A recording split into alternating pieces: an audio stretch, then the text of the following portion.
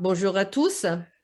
C'est un plaisir pour moi de remercier la salle que j'ai le plaisir de vous montrer. Il y a quelques étudiants et des personnes qui sont intéressés pour cette présentation. Alors, je vais partager l'écran.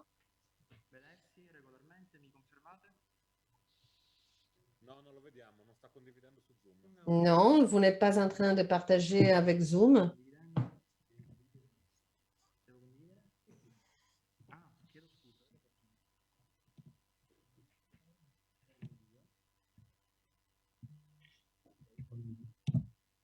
La mia testa purtroppo.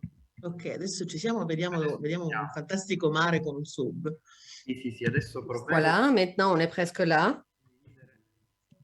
Sì, voglio arrivare in modo di rappresentazione che questo. Ok, adesso si vede? Perfetto. Ok.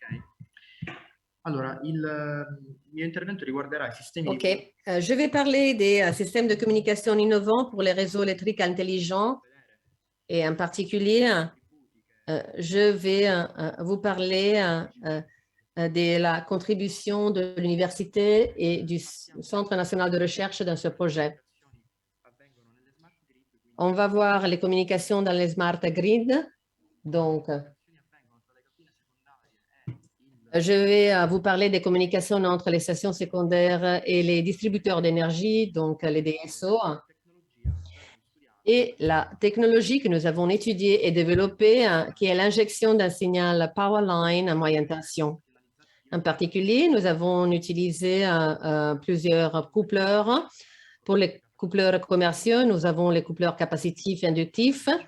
Et pour les solutions non commerciales, nous avons étudié le VDS, donc le système diviseur de tension, et la borne déconnectable. Nous avons fait des résultats, des essais en laboratoire avec des résultats qu'on va vous montrer. Et après, les conclusions. En conclusion, je vais vous parler des développements à l'avenir, en espérant qu'il pourra y avoir des tests sur le terrain. Avant tout, comme M. Di Cara l'a déjà dit, les communications dans les smart grid est quelque chose de très complexe qui doit prendre en compte toute une série de données. Surtout, les gestionnaires doivent avoir la possibilité de savoir à chaque moment quelle est la situation de tous les dispositifs périphériques et non périphériques. Parce que seulement si le gestionnaire connaît les informations, peut intervenir au cas où il y a des problèmes ou bien il y a des besoins particuliers en termes de production d'énergie.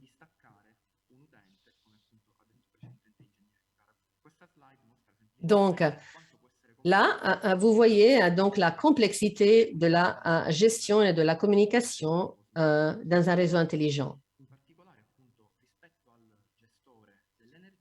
Le gestionnaire de l'énergie, jusqu'à un certain moment, la Powerline Communication est une technologie consolidée pour des réseaux à basse tension, mais il y a quelques difficultés pour le passage entre le gestionnaire et les sous-stations secondaires, des sous-stations secondaires qui ont des charges liées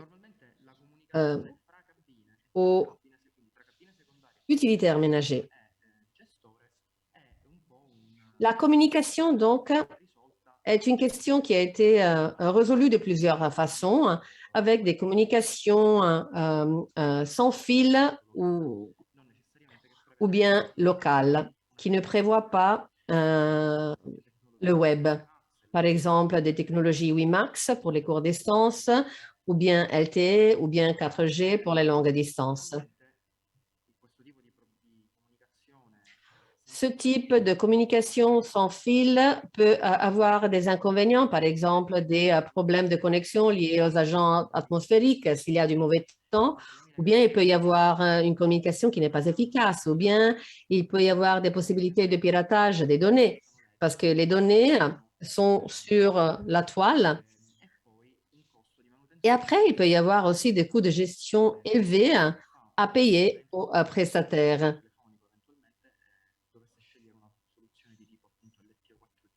Dans le cas où, par exemple, il y a une solution LTE ou bien 4G utilisée. Voilà. Voilà un exemple. Là, vous avez une image d'une sous-station secondaire, une cabine secondaire. Pour se changer les informations, les cabines peuvent utiliser des réseaux sans fil ou bien un concentrateur de données qui collecte les informations des cabines et qui communique sans fil avec la centrale électrique.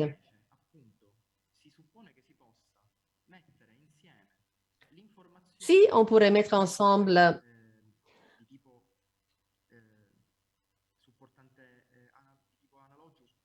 les informations analogiques et numériques avec l'électricité, alors on parle de Power Line Communication, donc pour faire passer les informations dans le câble électrique.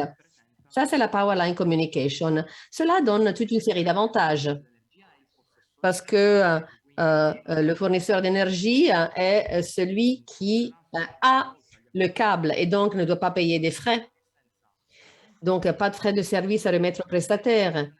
Et comme la communication passe sous la terre, alors imaginez-vous devoir collecter des informations d'un câble qui n'est pas sous la terre. Ça, c'est beaucoup plus compliqué. Alors, donc, le gestionnaire de l'énergie a le contrôle du réseau où il y a le passage des informations. Donc, est-il possible de communiquer en utilisant les PLC à moyenne tension? Et la réponse est oui. Alors, voyons voir en détail comment il est possible de faire une communication en power line à moyenne tension avec des solutions commerciales et non commerciales. Alors, solution commerciale qui prévoit l'emploi de coupleurs capacitifs. Vous les voyez ici, ce sont des coupleurs assez grands et des coupleurs aussi inductifs que nous avons étudiés dans le projet. Nous avons mené des essais en laboratoire et il y a aussi des solutions non commerciales qui peuvent prévoir l'emploi du câble que vous voyez à gauche. Nous avons fait une caractérisation, nous avons créé un dispositif pour faire une communication par Powerline en utilisant ce type de câble. Il y a aussi des solutions qui prévoient un diviseur capacitif que vous voyez ici à droite. Donc, voilà l'architecture. Les parties en noir avec les lignes jaunes sont les parties de la communication en Powerline. D'autres partenaires comme Subcom déjà développent sur le réseau en basse tension, tandis que nous, comme université et CNR, nous nous sommes occupés de mener des essais, mener des tests pour voir si la communication pouvait avoir du succès avec la moyenne tension, un réseau en moyenne tension. Voilà les coupleurs capacitifs commerciaux. C'est un coupleur qui doit être connecté au câble de moyenne tension. Là, vous voyez l'île d'Ustica qu'on vient de vous montrer. En bas, vous voyez un câble avec qui on peut injecter le signal modulé directement en utilisant le coupleur. Et donc, on peut transférer des informations qui vont être envoyées. L'avantage de ce coupleur, c'est l'installation. Donc, le câble, on doit couper l'alimentation, on doit monter le coupleur et après, on doit réallumer, disons, le réseau. Et le coupleur a un coût d'achat assez élevé. Voilà. Ce coupleur inductif peut résoudre le problème de l'installation. Comme vous le voyez, on le met à l'extérieur du câble. Donc, on ouvre. Il est divisé en deux parties qui s'ouvrent et qui se connectent avec le câble avec un coupleur inductif. L'avantage, c'est qu'il n'y a pas d'interruption de service.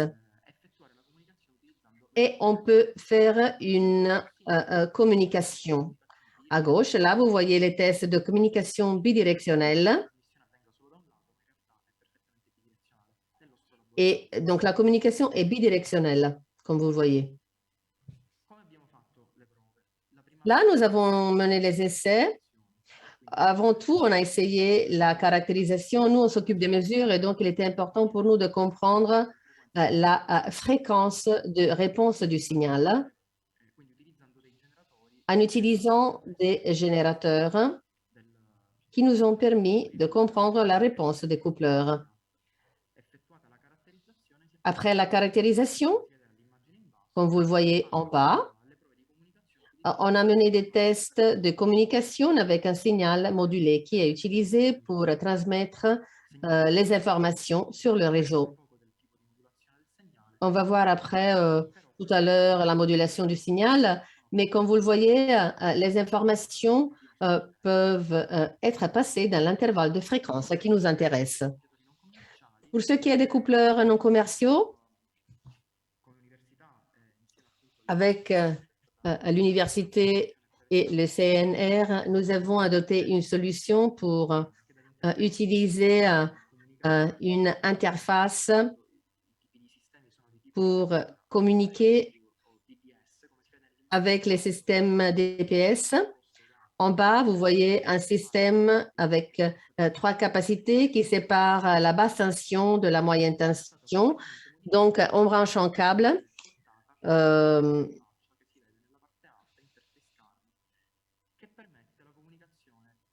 et cela permet la communication, donc d'injecter le signal Powerline dans le système. Nous avons mené des tests en laboratoire et sur l'île du Sika. Dans le projet, nous avons utilisé et caractérisé un prototype avec ce type de câble qui s'appelle borne déconnectable. Le C est le lien avec la connexion avec la moyenne tension. La B, c'est les câbles qu'on met à terre. Et A et B sont deux parties externes, extérieures de câbles, donc, qui permettent d'injecter le signal en utilisant la capacité parasite, disons, que nous avons dans le dispositif. Voilà, donc, avant tout, nous avons fait la caractérisation avec l'analyseur du réseau. Donc, nous avons créé un schéma de câblage pour pouvoir étudier comment injecter le signal à moyenne tension. Donc, là, c'est le schéma de câblage sur la droite. A et B sont les câbles que vous trouvez à gauche, que je vous ai montré tout à l'heure. Il y a eu plusieurs problèmes. Avant tout, connecter directement le modulateur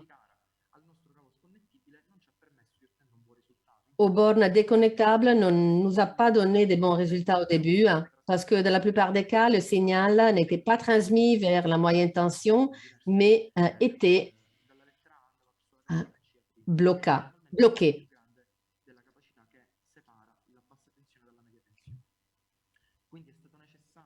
Donc, il a été nécessaire d'étudier les problèmes d'impédance dans la bande de communication PLC pour avoir une forte impédance et une faible impédance entre les connecteurs B et C pour injecter le signal directement sur la moyenne tension. Après, il doit être démodulé. Comme vous le voyez, le prototype a été créé. En particulier, nous avons travaillé sur la transmission du signal pour envoyer les informations et nous avons travaillé sur la réception. Là, vous avez un système de résonance. Voilà, ça, c'est notre interface qui permet la communication en Powerline.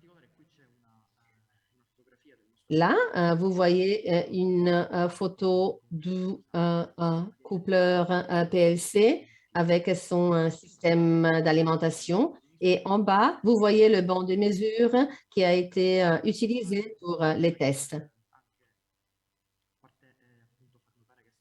En particulier, vous pouvez voir qu'il y a eu plusieurs publications scientifiques au niveau international.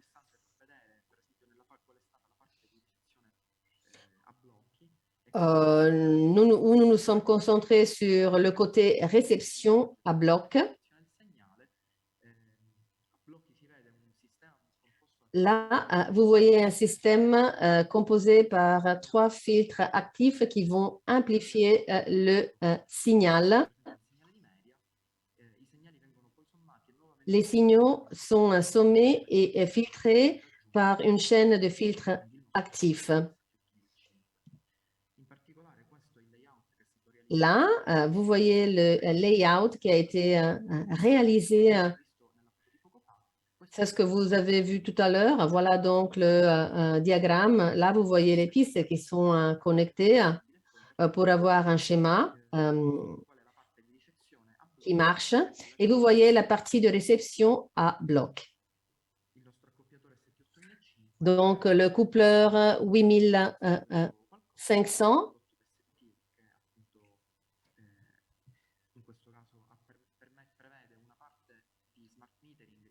a une partie de smart metering. Donc, il fait des mesures sur le réseau et après, il utilise un système d'interface graphique et nous pouvons gérer les bandes et utiliser l'ampleur du signal injecté jusqu'aux fréquences dont nous avons besoin, jusqu'à 500 kHz. Là, vous voyez le côté technique. Le signal qu'on injecte est un signal que nous pouvons changer de bande. Si nous changeons les bandes, on peut changer le spectre. Et donc, nous avons fait des tests en injectant des signaux à des fréquences différentes. Voilà les résultats qu'on a eus pendant les tests.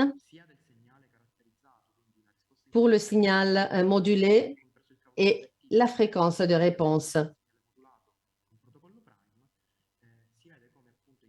Là, vous voyez que malgré la modulation qu'on utilise et malgré les caractéristiques techniques, le rapport entre signal et rumeur est assez élevé, presque 100%. Donc, pour conclure, nous avons vu que les communications dans les smart grids peuvent utiliser des coupleurs commerciaux et non commerciaux spécifiques. Nous avons présenté les résultats des essais menés en laboratoire qui ont été assez convaincants et donc on espère qu'il pourra y avoir beaucoup de succès aussi dans l'utilisation du système sur le terrain. Et à l'avenir, il faudra réaliser des tests sur le terrain sur l'île du Sika. Il faudra améliorer aussi le système pour augmenter le taux de réussite et élargir la bande utile. Merci beaucoup de votre attention et je vais vous donner la parole.